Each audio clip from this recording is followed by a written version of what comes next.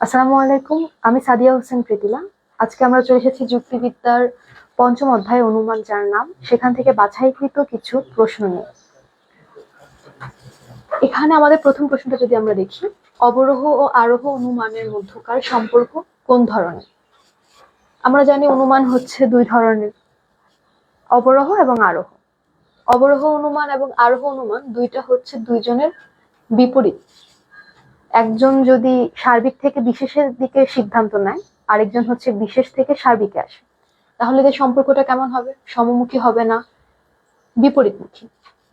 তাহলে আমরা বলতে পারি যে অবরোহ এবং আরোহ অনুমানের মধ্যকার যে সম্পর্ক সেটা হচ্ছে বিপরীতমুখী।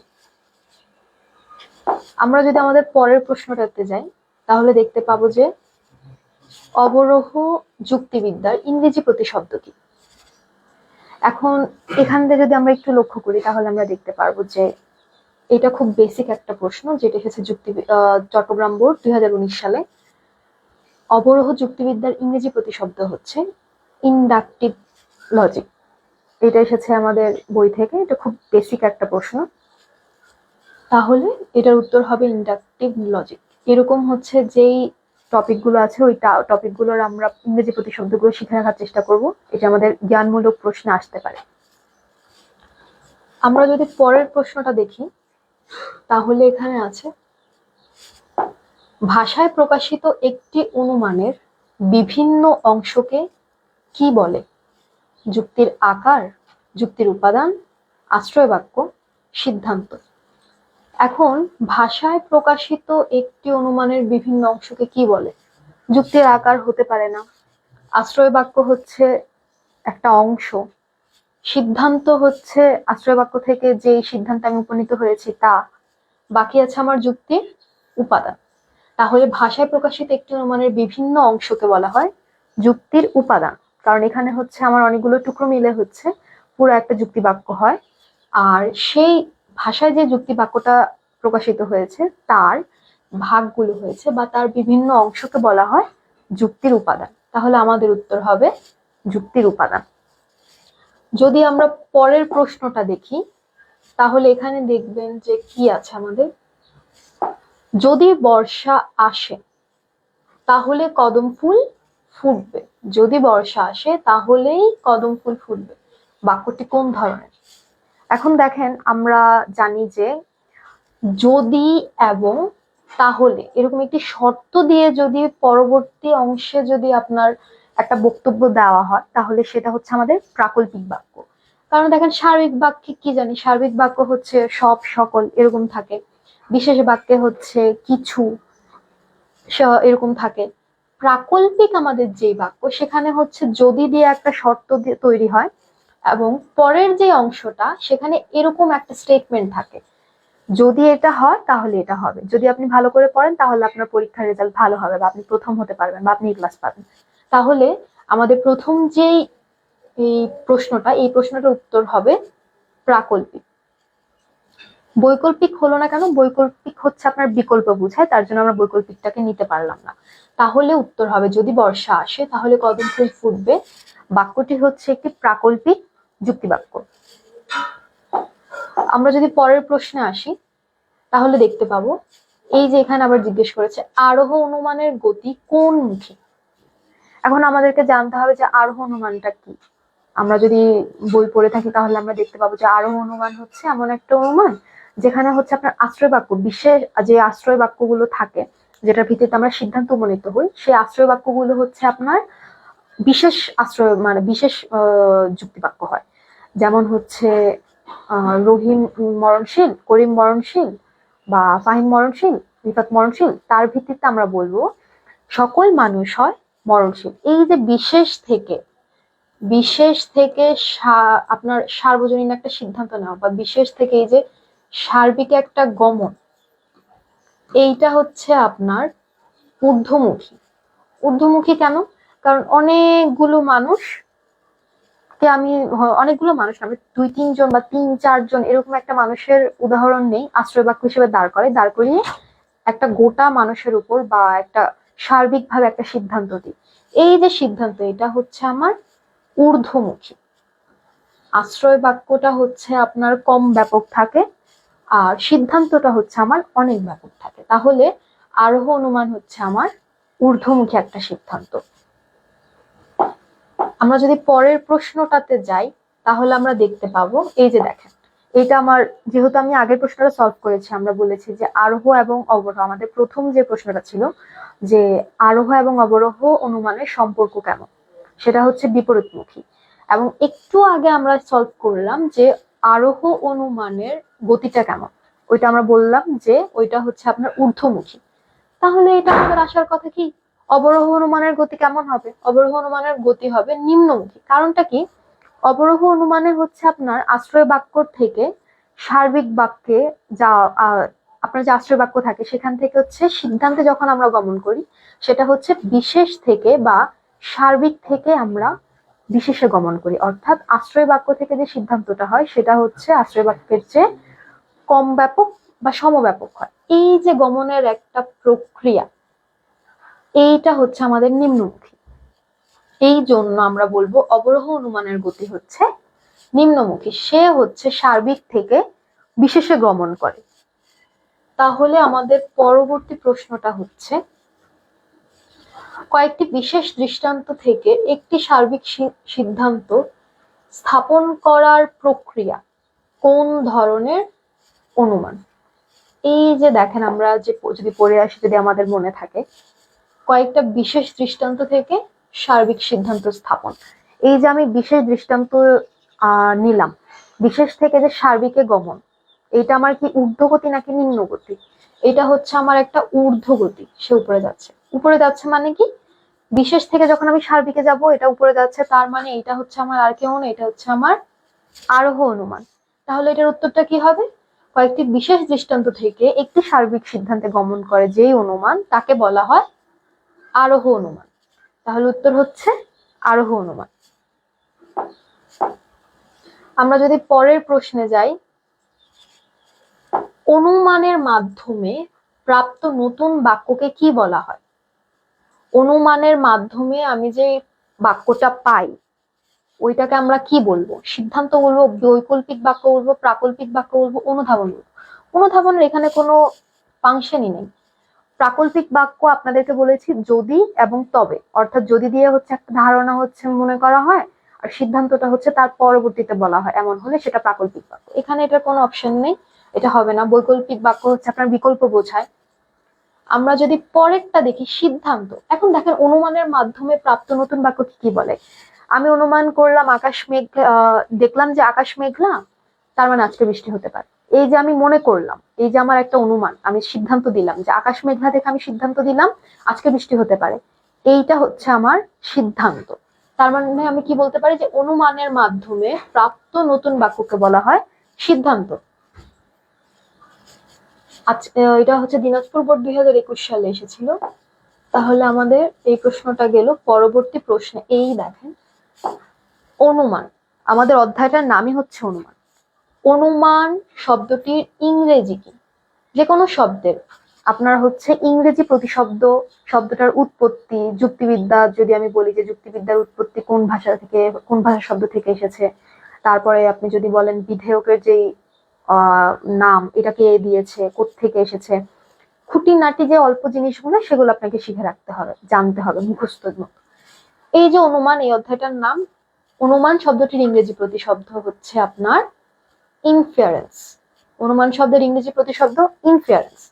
এখানে যদি আপনি দেখেন হাইপোথিসিস আছে, হাইপোথিসিস হবে না, টার্ম হবে না, টার্ম মানে পদ, এটা আমরা জানি, ইন্ডাকশন হবে না। তাহলে উত্তর হচ্ছে আমার ইনফারেন্স, মানে আমার অনুমান শব্দটির ইংরেজি প্রতিশব্দ হচ্ছে ইনফারেন্স। পরবর্তী প্রশ্নটা আমরা যদি দেখি, দেখেন, যেহেতু পুরোটা অধ্যায় হচ্ছে অনুমান নিয়ে, তাহলে এখানে অনুমান সম্পর্কে আমরা খুব বেসিক ধারণা পাবো, এবং এই অধ্যায়ের প্রশ্নগুলি থাকবে অনুমান নিয়ে। এবং আমরা যখন এই অধ্যায়ের দুইটা অধ্যায় অনুমান আছে, আরোহ এবং অবরোহ, এদেরকে নিয়ে আবার পরবর্তী অধ্যায়গুলোতে বিস্তারভাবে আলোচনা করা আছে। আমরা যদি এটা দেখি, দেখেন, আরোহ অনুমান হলো, আপনার কাছে জানতে চাইছে আরোহ অনুমানটা আসলে কি। তো আমরা কি পড়েছি, আরোহ অনুমান হচ্ছে আমার কয়েকটা বিশেষ আশ্রয় বাক্য থেকে আমরা সার্বিক একটা সিদ্ধান্ত উপনীত হব। এই যে সিদ্ধান্ত উপনীত হওয়ার একটা প্রক্রিয়া, এটা হচ্ছে আমার আরোহ। আরোহ কি করে, আপনার বিশেষ থেকে সার্বিকে গমন করে। এটা বলেছে সার্বিক থেকে বিশেষ হবে না, এইটা বলেছে সার্বিক থেকে সার্বিক, এটাও হবে না। এখানে বলেছে বিশেষ থেকে সার্বিক, আর এটা বলেছে বিশেষ থেকে বিশেষ। বিশেষ থেকে বিশেষ হলে সেটা কি হবে না, আরোহ অনুমান হবে না। আরোহর বৈশিষ্ট্য হচ্ছে সে ঊর্ধ্বগতি অবলম্বন করে, তাহলে আরোহ অনুমান হবে সে বিশেষ থেকে সার্বিকে গমন করে। এইটা আমরা গেল। এইবার দেখেন পরবর্তী যে প্রশ্ন আমাদের, অবরোহ অনুমান প্রধানত কত প্রকার? এখন দেখেন অবরোহ অনুমান কত প্রকার। অবরোহ অনুমান অনুমানের যেহেতু দুইটা ভাগ আছে, অবরোহ এবং আরোহ, তাহলে আমাদের অবরোহ অনুমানের ভাগ আছে, আবার হচ্ছে আপনার আরোহ অনুমানের ভাগ আছে। তাহলে আমাদের অবরোহ অনুমান হচ্ছে দুই প্রকার। এটা হচ্ছে আমাদের একটা কি বলে এটাকে, মুখস্থর মতো একটা বিষয়, এই জিনিসগুলো মনে রাখতে হবে। তাহলে এটার উত্তর হবে আমাদের দুই প্রকার। যদি আমরা পরের প্রশ্নটাতে যাই, তাহলে দেখবেন এখানে কি বলা হয়েছে, সার্বিক আশ্রয় বাক্য থেকে বিশেষ সিদ্ধান্ত অনুমিত হয় নিচের কোনটিতে? অর্থাৎ সার্বিক থেকে বিশেষে যায়। একটু আগে আমরা পড়েছিলাম বিশেষ থেকে সার্বিকে আসে, আর এটা হচ্ছে সার্বিক থেকে বিশেষে গমন করে। তাহলে এটা চিন্তা করেন কেমন, সার্বিক মানে অনেককে সে বোঝায়, আর সে যখন বিশেষে আসে তখন সে অল্প। এই যে গমনের একটা প্রক্রিয়া, এইটা হচ্ছে আপনার নিম্নমুখী। তাহলে নিম্নমুখী কোথায় হয়? আবর্তনে হয়, আবর্তনে হয় না, প্রতিবর্তনে হয় না, অবরোহ হয় না, অবরোহ, আচ্ছা সরি, আরোহ। দেখেন আরোহ হচ্ছে ঊর্ধ্বগতি, আরোহ হচ্ছে বিশেষ থেকে সার্বিকে গমন করে, আর এইটা হচ্ছে আপনার সার্বিক থেকে বিশেষে গমন করে। তাহলে আমাদের উত্তর হবে কি, অবরোহ। সার্বিক থেকে বিশেষে গমনের যে প্রক্রিয়া, তাকে বলা হয় অবরোহ অনুমান। আমরা যদি পরের প্রশ্নটা দেখি, অনুমানের ভাষাগত রূপ, এটা এসেছিল আমাদের যশোর বোর্ড 2023-এ, যে অনুমানের ভাষাগত রূপ হচ্ছে, অনুমানের ভাষাগত রূপ কি? অনুমানের ভাষাগত রূপ কি পদ? পদ হচ্ছে যুক্তিবাক্যের একটা অংশ। যুক্তিবাক্য, অবধারণ, যুক্তি। অনুমানের ভাষাগত রূপ হচ্ছে যুক্তিবাক্য। যখন একটা মানুষ চিন্তা করে, অনুমান করে, তার সেটা হচ্ছে অনুমানের যে রূপ, মৌখিক যে রূপ, সেটা হচ্ছে যুক্তি। আর ওটা যখন আমি লিখি তখন ওইটা হবে যুক্তিবাক্য। তাহলে অনুমানের ভাষাগত রূপ হচ্ছে যুক্তিবাক্য। অনুমানের ভাষাগত রূপ হবে যুক্তি, লিখিত রূপ হচ্ছে আমাদের যুক্তিবাক্য। এটা যদি জিজ্ঞেস করে অনুমানের লিখিত রূপ কি, তাহলে আমরা বলবো যুক্তিবাক্য। আর অনুমানের যে ভাষাগত রূপ, যখন আমরা মুখে বলি, সেটা হচ্ছে যুক্তি। এটা হচ্ছে ভাষিক যে রূপ। তাহলে এটার উত্তর হবে অনুমানের ভাষাগত রূপ হচ্ছে যুক্তি। এখান থেকে আমাদের দুইটা প্রশ্ন উত্তর আমরা পেয়ে গেলাম। একটা হচ্ছে ভাষাগত রূপকে বলে যুক্তি, আর লৈখিক যে রূপ তাকে বলে যুক্তিবাক্য। এবার আসি আমরা পরবর্তী প্রশ্নে, আরোহ অনুমানের সিদ্ধান্ত আশ্রয় বাক্য থেকে, অবরোহ অনুমানের সিদ্ধান্ত আশ্রয় বাক্য থেকে। এখন দেখেন অবরোহ যে অনুমান, আমরা কি জানি অবরোহ অনুমান কোথা থেকে কোথায় গমন করে? আমরা যদি আগে পড়ে আসি, তাহলে আমরা লক্ষ্য করব যে অবরোহ অনুমান হচ্ছে সার্বিক থেকে বিশেষে গমন করে, অর্থাৎ সে নিম্নমুখী। সে তার আশ্রয় বাক্য অপেক্ষা তার সিদ্ধান্ত কম ব্যাপক অথবা সমব্যাপক হয়। এখানে বলেছে কম ব্যাপক আছে আমাদের কাছে, কম ব্যাপক আছে, সমব্যাপক আছে, বেশি ব্যাপক তো হয় না, বেশি ব্যাপক হয় আরোহ অনুমানে। তাহলে এখানে উত্তর হবে 1, 2। অবরোহ অনুমানের সিদ্ধান্ত আশ্রয় বাক্য থেকে কম ব্যাপক বা সমব্যাপক হয়। এবার আমরা তাহলে এটার উত্তরটা হবে আমাদের 1 ও 2। এসেছিল যশোর বোর্ড 2023-এ। পরের যে প্রশ্ন, এইটা দেখেন, অনুমান কোন ধরনের প্রক্রিয়া? অনুমান কি একটা মানসিক প্রক্রিয়া? এটা যৌগিক হবে। যৌগিক প্রক্রিয়া, বিশেষ প্রক্রিয়া, নাকি বৌদ্ধিক প্রক্রিয়া? আমরা যদি অনুমানের সংজ্ঞা জানি, যে অনুমান হচ্ছে একটা জ্ঞাত তথ্যের ভিত্তিতে অজ্ঞাত তথ্যের যাওয়ার যেই মানসিক প্রক্রিয়া, তাকে অনুমান বলে। তাহলে অনুমান কি প্রক্রিয়া? অনুমান হচ্ছে মানসিক। আপনি যে চিন্তা করছেন যে আকাশ মেঘলা বৃষ্টি হতে পারে, এই যে আপনি চিন্তা করেছেন যে আজকে বৃষ্টি হতে পারে, এটা হচ্ছে আপনার অনুমান। আপনি যখন মুখ দিয়ে বলবেন যে আকাশ মেঘলা, তার মানে আজকে বৃষ্টি হতে পারে, এইটা হবে আপনার যুক্তি। যখন আপনি এটা লিখবেন তখন এটা হবে যুক্তি বাক্য। তাহলে দেখেন উত্তর হবে আমাদের মানসিক। অনুমান হচ্ছে আমাদের মানসিক প্রক্রিয়া। এবার আমরা যদি পরের প্রশ্নে যাই, অনুমানের ব্যবহৃত আশ্রয় বাক্য ও সিদ্ধান্তের মধ্যে কি থাকে? অনুমানে ব্যবহৃত আশ্রয় বাক্য সিদ্ধান্তের মধ্যে কি থাকে? এখন দেখেন অনুমানের মধ্যে যে আশ্রয় বাক্যটা আছে, আশ্রয় বাক্যের প্রেক্ষিতে কিন্তু আপনি সিদ্ধান্তটা নিতে সমর্থ হয়েছে। এখানে অপশনগুলো দেখেন, মিল আছে, অমিল আছে, অনিবার্য সম্পর্ক আছে, কোনো সম্পর্ক থাকে না। কোনো সম্পর্ক না থাকলে আপনি সিদ্ধান্ত নেবেন কেন? আমি যদি বলি যে আজকে আকাশে অনেক পরিষ্কার, আজকে বৃষ্টি হতে পারে, এটা আমার অনুমান। আকাশ পরিষ্কার দেখে আমি হচ্ছে তার সাথে মিলাচ্ছি যে বৃষ্টি হতে পারে সাথে সম্পর্ক, কিন্তু এদের মধ্যে কোনো সম্পর্ক নেই। আকাশ পরিষ্কার থাকলে তো বৃষ্টি হওয়ার কোনো কথা নেই। এই যে একটা জিনিস যে আশ্রয় বাক্য বা আমি যে অনুমান করব, আমার অনুমান এবং সিদ্ধান্তের মধ্যে একটা অনিবার্য সম্পর্ক থাকতে হবে। আমি যা জানি তা হবে আমার আশ্রয় বাক্য, আর যে অজ্ঞাত যে তথ্যে আমি উপনীত হব বা সিদ্ধান্ত নেব সেটা হচ্ছে আমার সিদ্ধান্ত। তাহলে এদের মধ্যে আমার কি থাকতে হবে? আশ্রয় বাক্য আর সিদ্ধান্তের মধ্যে একটা অনিবার্য সম্পর্ক থাকতে হবে। আকাশ মেঘলার সাথে যেমন হচ্ছে বৃষ্টি হওয়ার একটা অনিবার্য সম্পর্ক আছে, সেই রকম ভাবে যে কোনো অনুমানে ব্যবহৃত আশ্রয় বাক্য এবং সিদ্ধান্তের মধ্যে অনিবার্য সম্পর্ক থাকতে হবে। তাহলে আমার উত্তর হবে সি। আমরা যদি একটা পরের প্রশ্নে যাই, আরোহ অনুমানের সিদ্ধান্ত হবে একটি বিশেষ যুক্তিবাক্য, সার্বিক যুক্তিবাক্য, বিশিষ্ট যুক্তিবাক্য, অন্যান্য যুক্তিবাক্য। এখন দেখেন আরোহ অনুমানের সিদ্ধান্ত কি হবে? আরোহ অনুমানে আমরা কি করেছি? আরোহ অনুমানটা আসলে কি? আরোহ অনুমান হচ্ছে এমন একটা অনুমান যেখানে হচ্ছে আমরা বিশেষ কিছু বাক্যের প্রেক্ষিতে বা বিশেষ কিছু আশ্রয় বাক্যের প্রেক্ষিতে সার্বিক একটা সিদ্ধান্ত উপনীত হই। আরোহের গতিটা কেমন? আরোহ হচ্ছে আমরা জানি ঊর্ধ্বগতি। তাহলে এখানে হচ্ছে আরোহ অনুমানের সিদ্ধান্ত হবে সার্বিক যুক্তিবাক্য।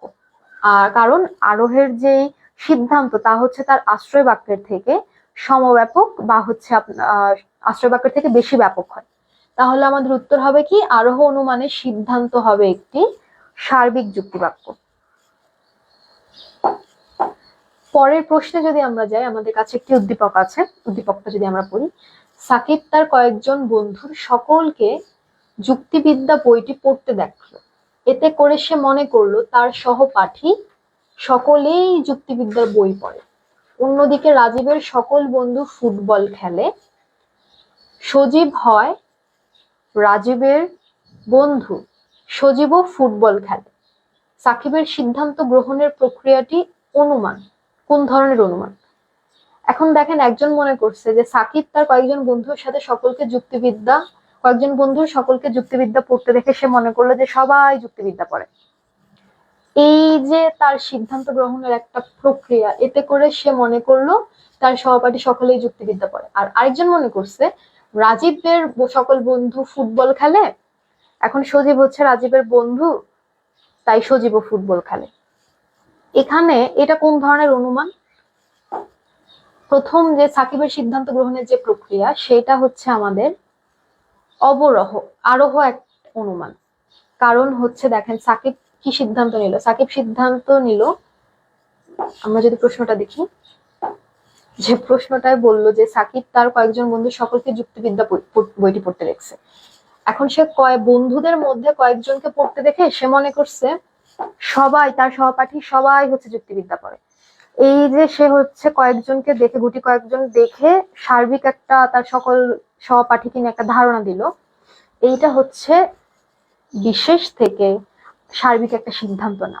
তার কারণ এটা কি হবে? এটা কেমন হলো দেখেন, এটা হচ্ছে আমার ঊর্ধ্বগতি। ঊর্ধ্বগতি হওয়ার কারণে এইটা হবে আমার আরোহ। অর্থাৎ এটা হচ্ছে আমার সাকিব কি সিদ্ধান্ত নিল? আরোহ সিদ্ধান্ত নিল, আরোহ অনুমানের ভিত্তিতে। সে কয়েকজনকে পড়তে দেখেছে যুক্তিবিদ্যা, পড়তে দেখে সে মনে করলো যে সবাই যুক্তিবিদ্যা পড়ে। এই যে একটা বিষয়, এটা হচ্ছে আরোহ অনুমান। পরের প্রশ্নে যদি আমরা যাই, যে উদ্দীপকে সাকিব ও রাজীবের সিদ্ধান্ত গ্রহণের প্রক্রিয়া দ্বারা নির্দেশিত অনুমান দুটির মধ্যে বৈসাদৃশ্য হচ্ছে। এখন দেখেন সাকিব গুটি কয়েকজনকে বই পড়তে দেখে মনে করেছে যে তার সব সহপাঠী হচ্ছে যুক্তিবিদ্যা পড়ে। আর রাজীবের সব বন্ধু, রাজীব দেখলো যে সজীবের সব বন্ধু হচ্ছে ফুটবল খেলে। এই কারণে সজীব কি বলে এটাকে, সাকিবও ফুটবল খেলে, যেহেতু সাকিব হচ্ছে সজীবের বন্ধু। এই যে একটা বিষয়, তাহলে আমরা কি দেখলাম যে সাকিব যেটা মনে করেছে সেটা হচ্ছে আমাদের অবরোহ আরোহ একটা অনুমান, কারণ সে বিশেষ থেকে সার্বিকে গিয়েছে। আর রাকিব যেটা এই রাজীব যেটা নিল, রাজীব যে সিদ্ধান্তটা নিল সেটা হচ্ছে আপনার অবরোহ অনুমান। সজীব হচ্ছে সজীবের বন্ধু, সজীবের সব বন্ধু ফুটবল খেলে, তাই রাজীব সিদ্ধান্ত নিলে সজীবও ফুটবল খেলে। এই যে একটা বিষয়, অবরোহ এবং আরোহ, এই দুইটা অনুমানের মধ্যে পার্থক্য কি, বৈসাদৃশ্যটা কোন জায়গায়? বলতেছে ঘটনা পর্যবেক্ষণের, সিদ্ধান্ত পদার্পণের, বস্তুগত শুদ্ধতা গ্রহণের। এই জন্য উদ্দীপকের সাকিব ও রাজীবের সিদ্ধান্ত গ্রহণের প্রক্রিয়াটি মূল বৈসাদৃশ্য হচ্ছে আপনার সিদ্ধান্তে পদার্পণের। ঘটনা পর্যবেক্ষণ তো তারা করছে তাদের জায়গা থেকে, এখন বৈসাদৃশ্য হচ্ছে দুইটা অনুমানের মধ্যে সিদ্ধান্তে পদার্পণের, যে সিদ্ধান্তরা পদার্পণ করছে ওইটা, আরেকটা হচ্ছে বস্তুগত সত্যতা গ্রহণের, যে এটা দেখে তারা একটা বস্তুগত সিদ্ধান্ত নিয়ে ফেলেছে। এই যে একটা বিষয়, এটা হচ্ছে আপনার আমাদের বৈসাদৃশ্য। আমরা যদি পরের প্রশ্নটায় যাই তাহলে আমরা দেখতে পাবো যুক্তিবিদ্যার মূল আলোচ্য বিষয় কি। যুক্তিবিদ্যার মূল আলোচ্য বিষয় এখানে আছে ধারণা, এখানে আছে বিশ্বাস, অনুমান, নৈতিকতা। এখন একটু আগে আমরা দেখছি যে যুক্তি অনুমানের ভাষিক রূপ হচ্ছে যুক্তি, আর যেহেতু পুরো বিষয়টার নাম হচ্ছে যুক্তিবিদ্যা, যে হচ্ছে মানুষের চিন্তা নিয়ে কাজ করে সে হচ্ছে যুক্তিবিদ্যা। মানুষের চিন্তা, যুক্তি দেওয়ার যে সক্ষমতা, সেটা নিয়ে যারা হচ্ছে পড়াশোনা করে, তাই সেটা হচ্ছে যুক্তিবিদ্যা। তাহলে যুক্তিবিদ্যার মূল আলোচ্য বিষয় হওয়ার কথা কি? অনুমান, কারণ যুক্তির শুরুটাই তো অনুমান। আমি যখন অনুমান করব তারপরে আমি মুখ দিয়ে যেটা বলবো সেটা আমার যুক্তি, আমি যখন লিখবো সেটা হবে যুক্তি বাক্য। এই যে একটা বিষয়, তাহলে আমাদের মূল আলোচ্য বিষয় কি? এটার মূল আলোচ্য বিষয়, যুক্তিবিদ্যার মূল আলোচ্য বিষয় হলো অনুমান। তাহলে আমাদের উত্তর হবে অনুমান। আমরা যদি পরের প্রশ্নে যাই তাহলে আমরা দেখতে পাবো জানা থেকে অজানায় গমনের প্রক্রিয়াকে কি বলে। একটু আগে আমি হচ্ছে একটা সংজ্ঞা দিয়েছিলাম অনুমানের, তো আমাদের চোখ বন্ধ করে পারার কথা যে জানা থেকে অজানা তথ্যে গমনের প্রক্রিয়াকে অনুমান বলে। যে জ্ঞাত তথ্যের ভিত্তিতে, জ্ঞাত বা জানা একই কথা, আপনার কাছে একটা তথ্য আছে, সেই তথ্যের ভিত্তিতে আপনি যে অনুমানটা দাঁড় করালেন যে আজকে যদি আমরা বৃষ্টির উদাহরণটাই বারবার টানি তাহলে দেখবো যে আপনি দেখছেন আপনার কাছে একটা তথ্য আছে, জানা তথ্য, যে আকাশ মেঘলা থাকলে বৃষ্টি হয়। এই যে আপনি একটা ধারণা করলেন যে আজকে বৃষ্টি হতে পারে, এটা আপনার অনুমান। এই যে আপনি জানা থেকে অজানা তথ্যে গমন করলেন, এটা হচ্ছে আপনার অনুমান। তাহলে এইটার উত্তর হচ্ছে আমাদের অনুমান। পরের প্রশ্নে যদি আমরা যাই আমরা দেখবো যে অনুমান আসলে কত প্রকার। এটাও আমরা একটু আগে পড়েছি। অনুমান আমাদের আসলে দুই প্রকার, একটা হচ্ছে অবরোহ অনুমান, যে হচ্ছে আপনার সার্বিক সিদ্ধান্ত থেকে, সার্বিক আশ্রয় বাক্যের প্রেক্ষিতে বিশেষ সিদ্ধান্তে গমন করে। আর আরেকজন হচ্ছে আরোহ অনুমান, যিনি হচ্ছে আপনার বিশেষ আশ্রয় বাক্যের প্রেক্ষিতে সার্বিক সিদ্ধান্তে গমন করে। এই যে একটা বিষয়, এইটা হচ্ছে আমাদের অনুমানের প্রকারভেদে। তাহলে আমাদের অনুমান কত প্রকার? দুই প্রকার।